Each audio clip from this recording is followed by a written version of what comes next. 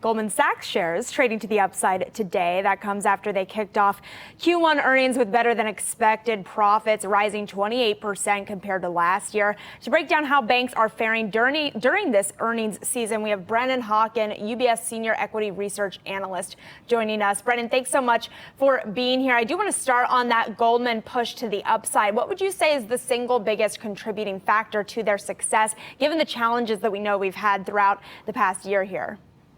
Yeah, hi, good morning. Thanks for having me. Sorry about that. What I would say at Goldman is capital markets recovery, right? I mean, they have been struggling with exiting the consumer business. That was really an issue for most of 2023.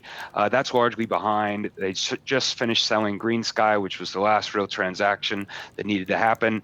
And at this point, we've got opening capital markets, we've got investment banking picking back up, we've got continued volatility in the markets that's driving an 8% return on equity in the GBM business, the global banking and markets business at Goldman. That's their strongest and largest franchise, and that's really what drove the better than expected results. So, Brennan, taking that into account, the fact that we have seen a bit of a shift just in terms of what Goldman is focusing on now, clearly it looks like that shift is paying off. What does that then tell us maybe about some of those growth numbers that you're expecting to see from Goldman in the coming quarters? Yeah, I mean, I think this is where it comes down to with investors, how much they can make now that the environment's starting to get better. They had laid out an efficiency ratio target of right around 60%. This quarter, they did 61. They've been targeting mid-teens return on tangible common throughout the organization. This quarter, they did 16. Now, the first quarter is typically a seasonally strong quarter for investment banking. So we shouldn't take this and run rate it, but it shows that they've repositioned this franchise in order to continue to drive earnings and continue to drive growth. We're above consensus next year in the low 40s in earnings, and really, I think, it's my sense, investors are more thinking that that number can more move to the mid 40s and continue to drive the stock higher as we continue to see more and more encouraging signs of this improvement and recovery in capital markets come through.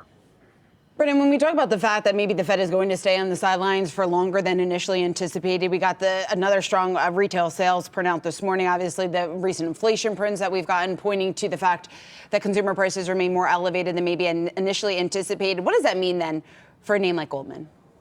Well, you got interest rates that are going to remain high. What we think actually, and this has been a debate that often comes up around Goldman, is what's the right way to think about trading? Trading is such a big part of their business.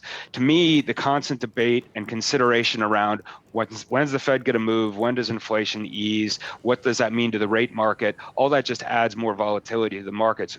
Volatility drives volume when you're thinking about trading businesses. These are a good thing. And when you think about the period prior to COVID, we had a decade of basically zero interest rate policy. That suppresses volatility. And so you have investors that look back on that period of a decade, and it's really not relevant, and it's really not a good comparison because we had volatility effectively suppressed by central banks around the world.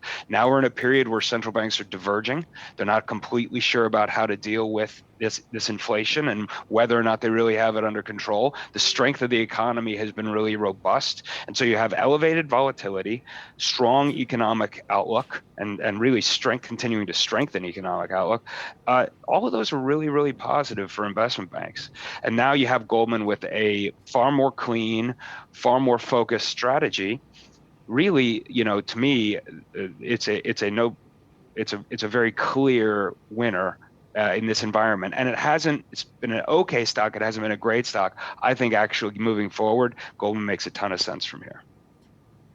I'm curious about any downside risks to that view. Particularly, I'm thinking about market share taking from some of these big banks due to the demise of Credit Suisse and also private asset managers folding as they face higher for longer rates and they don't have the capital to keep up. To what extent is that risk something that's going to be hitting these names 6 months to a year from now, or has that risk already been priced in? Well, I mean, about Credit Suisse, I'm not going to say too much because now they're actually our colleagues here at UBS. But when a financial company gets into distress, the counterparties pull back way before the actual event takes place that results in resolution. And so I think that actually really was much more of a 2023 story. If we stop and take a step back and think about, you mentioned sponsors. Actually, I asked David Solomon about this on the call today. Their investment banking business actually is really, really large with the sponsor community. So their M&A business, they do a lot. And what does that mean? They do a lot of work with private equity firms. Private equity firms have been really, really quiet recently. We've begun to start to see the levered loan market pick back up. That finances a lot of their deals. That will help. And so while this quarter was good, there are still big parts of their business that haven't fully recovered and are still on the comm. And so that, to me, is why I think we can continue to think about an earnings recovery story, continue to think about solid earnings outlook and solid growth from here. And there's still a pretty solid path to higher earnings, especially when we're thinking about 2025 and beyond. Of course, Brennan, there's Hawken, always risks, though, to answer your question. Sorry, I realized I didn't answer your risk question. It's an investment bank. They take risks. There's always risks in an investment bank, without a doubt. Brennan, we got to leave it there. Thanks so much for joining us here, breaking down the latest that we're hearing from Goldman, as well as the other larger players within the financial space. Brennan Hawken, UBS, a senior equity research analyst. Thanks.